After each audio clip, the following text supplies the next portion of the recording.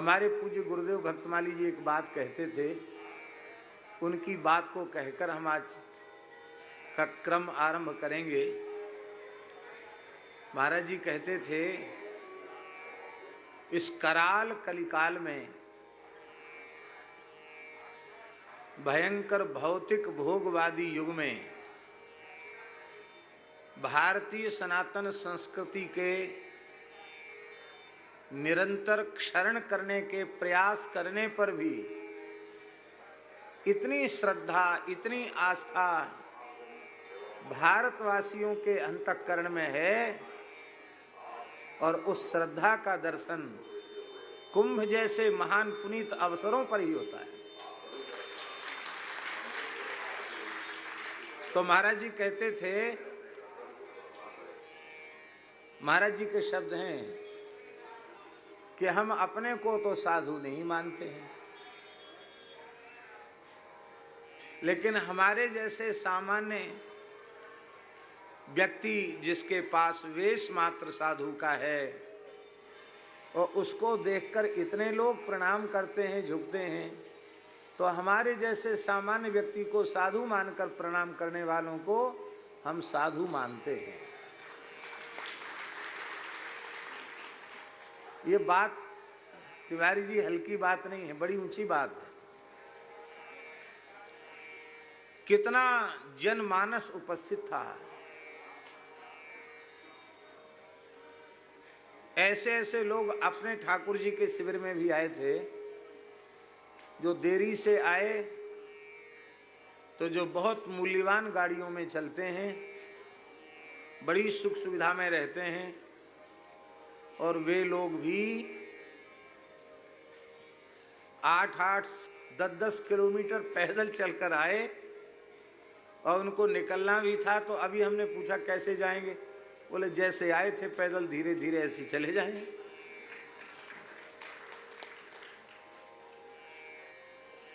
ये कौन प्रेरित करता है कि इतनी ठंड में, ऐसे खुले वातावरण में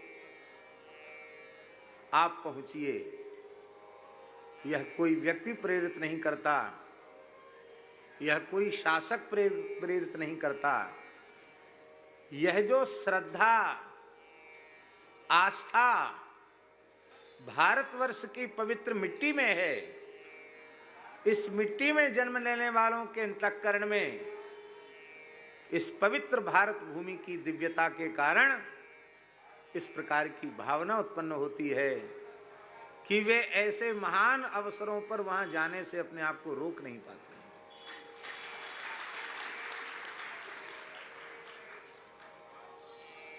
आज हमने किसी से कहा कि आज भीड़ बहुत थी, संतों के स्नान घाट पर भी बहुत जनता पहुंच गई थी, तो हमको ऐसा लगता है कि शासन की व्यवस्था तो बहुत अच्छी थी, लेकिन आज की व्यवस्था कुछ ढीली हो गई, ऐसा मैंने कहा। लेकिन एक व्यक्ति ने हमसे कहा, प्रामाणिक व्यक्ति ने कहा कि शासन की ओर से बहुत सुंदर व्यवस्था बनाई गई थी कि ये पुल जाने के, ये मार्ग आने के, और आम जनता के लिए ये मार्ग, लेकिन श्रद्धा इतनी कि बांस बल्लियों के नीचे लेट लेट कर, खिसक खिसक कर लोग पहुंच गए, और पहुंच करके लोग सब चाहते हैं भाई दर्शन करना, पास से स्नान करना। तो भैया ऐसे श्रद्धावान भारतीय लोगों पर कठोरता कम से कम वह व्यक्ति तो नहीं सोच सकता है जो स्वयं एक नाथ संप्रदाय की अत्यंत प्राचीन और अत्यंत प्रतिष्ठित आचार्य पीठ, गोरक्ष पीठ पर विराजमान व्यक्ति, गोरक्ष पीठाधीश्वर और इस प्रदेश के यशस्वी मुख्यमंत्री, कम से कम उनके मुख्यमंत्रित्व काल में तो ये अपेक्षा कोई कर नहीं सकता कि इस श्रद्धावान प्रजा पर कोई शासन प्रशासन कठोरता करेगा।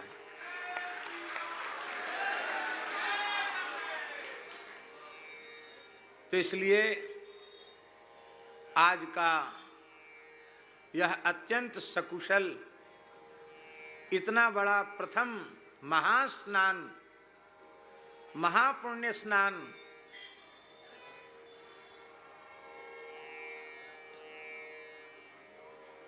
निर्विघ्न सानंद संपन्न हुआ। इसके लिए श्री तीर्थराज प्रयाग को, त्रिवेणी मैया को, बेणी माधव भगवान को और यहाँ के समस्त तीर्थाधिष्ठात्र देवताओं को हम प्रणाम करते हैं। और संत समुदाय की ओर से और आस्था श्रद्धावान भारतीय प्रजा की ओर से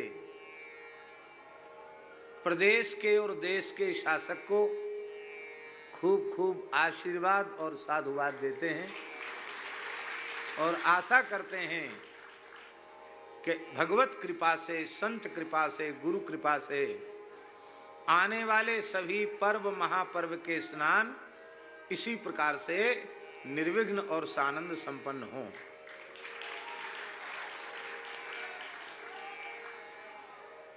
आज रेडियो के समाचार में आ रहा था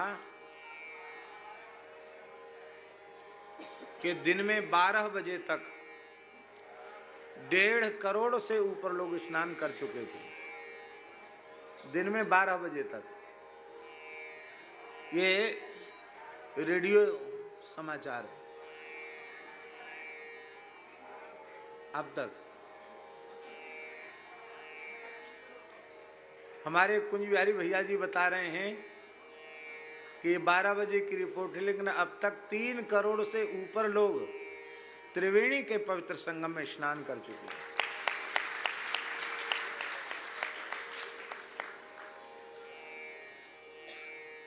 पौराणिक शास्त्रीय महात्म्य तो इस प्रकार के उत्सवों का है ही। हमारे वैदिक काल के ऋषि महर्षियों की सोच कितनी अद्भुत थी घनश्याम जी। उस जमाने में प्रचार प्रसार के, संचार के इतने बढ़िया साधन नहीं थे, लेकिन संपूर्ण भारतवर्ष का संत समाज आसेतु हिमालय पर्यंत सभी संत और उन संतों से जुड़े हुए आस्थावान लोग एक साथ 12 वर्ष के अंतराल में प्रयाग में, उज्जैन में, हरिद्वार में और नासिक में इकट्ठे होकर के राष्ट्र के सर्वांगीण समुत्कर्ष का चिंतन करें। और कोई समस्या है सनातन धर्म पर तो उसका भी मंथन करके, विचार करके और उसके समाधान को खोज करके निकालें। ये कितनी अद्भुत बात है। हम बड़ी विनम्रता से बात आपको कह रहे हैं कि हिंदू वैदिक सनातन धर्म की विचारधारा के जैसी विचारधारा सामाजिक संगठन और सामाजिक समरसता की धरती पर और किसी मत पंथ या समुदाय में नहीं है। वह केवल और केवल वैदिक हिंदू सनातन परंपरा की विचारधारा में ही है। इसलिए संपूर्ण विश्व यदि वसुधैव कुटुंबकम की भावना को लेकर आपसी राग द्वेष और वैमनस्य को भुलाकर स्नेह प्रेम पूर्वक यदि इस पृथ्वी पर रहना चाहते हैं तो वह एकमात्र विचारधारा है हिंदू वैदिक सनातन विचारधारा।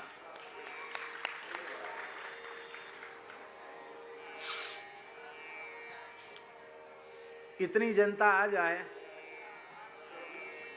और भोजन तो सबको चाहिए कि नहीं? बड़े से बड़ा कोई सेठ और बड़े से बड़ा कोई शासक प्रयत्न करने पर भी व्यवस्था जुटा ले, इसमें कठिनाई समझ में आती है। अब कर आप सब लोग ही रहे हैं, हम नहीं कर रहे हैं कुछ भी, सब आप लोग ही कर रहे हैं। लेकिन आज देखो, अपनी इच्छा से कोई भोजन न करे वो बात अलग है, नहीं तो करोड़ों की भीड़ में प्रयाग में किसी को भोजन के लिए एक कौड़ी खर्च करने की आवश्यकता नहीं है, जहां जाओ वहीं प्रसाद है।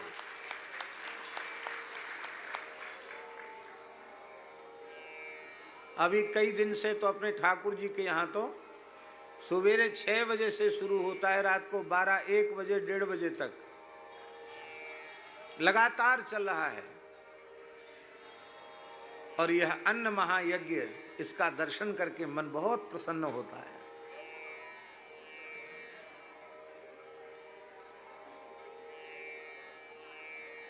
क्या शासन देता है कि आप यहाँ इतना भोजन होता है तो आप इतना ले लो, इतना ले लो?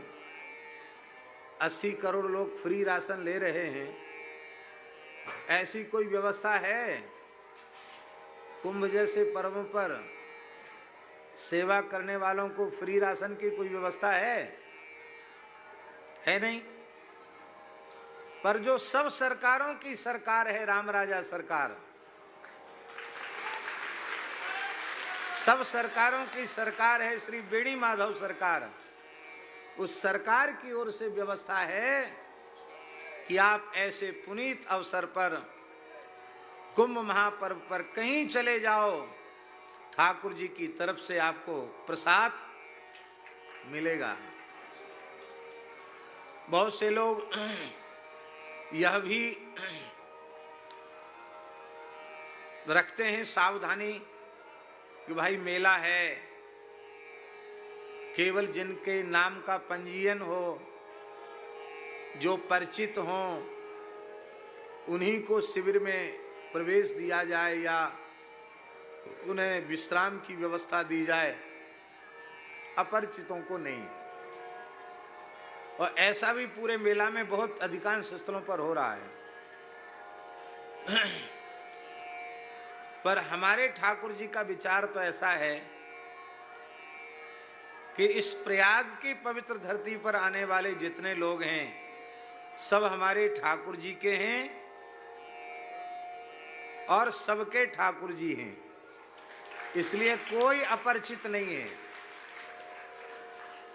हमसे लोगों ने कहा कि कल इतना बड़ा रेवासा महाराज जी का उत्सव, संतों को यहीं बैठना है और जनता तो अपना गठरी पोटरी लेके सब यहीं बैठ गए, तो क्या करें, कैसे हल्ला गुल्ला करके इनको उठवा में यहाँ से। हमने एक ही बात कही, कैसे भी अपनी दूसरी व्यवस्था बना लेंगे, बाकी जो लोग 8-8, 10-10 किलोमीटर से चल के आए, उनको ठंड के समय कहना कि तुम और कहीं खोजो जगह जाओ, ये अच्छी बात नहीं है। सब लोग यहीं रहेंगे, यहीं सोएंगे, यहीं प्रसाद पाएंगे। रात को हमने खुद देखा, खुले आकाश के नीचे यहाँ सब पड़े थे, यहाँ जगह नहीं थी। मंदिर के सामने भी खाली कपड़े का वो लगा हुआ है त्रिपाल, वहां भी नीचे सोए हुए थे। रोड पर भी लोग बैठे हुए थे। धन्य है उन लोगों की इस पवित्र श्रद्धा को। ऐसी भारतीय प्रजा की श्रद्धा को हम साष्टांग प्रणाम करते हैं। और ऐसी श्रद्धा जब तक इस देश के निवासियों में है, तब तक सनातन धर्म का बाल बांका होने वाला नहीं है। रक्त बीज वो अपने जैसे भले ही असंख्यों रक्त बीजों को प्रकट कर दे, पर जब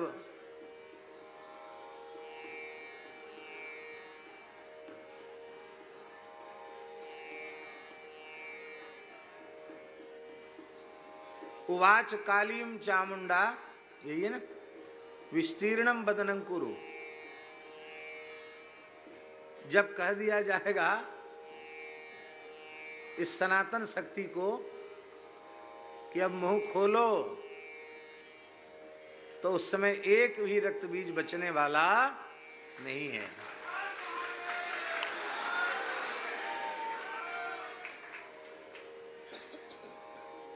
बस आवश्यकता है कि वर्णाश्रम व्यवस्था का, फिर से सुन लीजिए ध्यान पूर्वक, वर्णाश्रम व्यवस्था का शास्त्रीय पक्ष जो है उसका अत्यंत समादर करते हुए भी संपूर्ण हिंदू समाज को प्रेम के, सौहार्द के, संगठन के एक सूत्र में जुटने की परम आवश्यकता है। एक सूत्र में जुटने की आवश्यकता। एक और बात कह दें, फिर ग्रंथ की चर्चा करेंगे। वो बात यह है कि कथनचित कोई व्यक्ति आज शारीरिक अस्वस्थता के कारण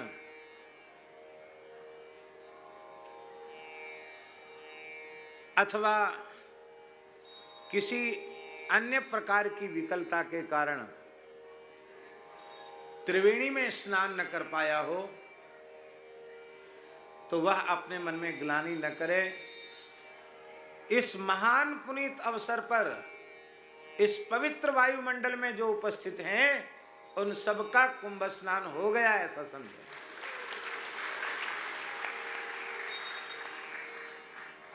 उन सबका स्नान हो गया, आ गए तो हो गया स्नान।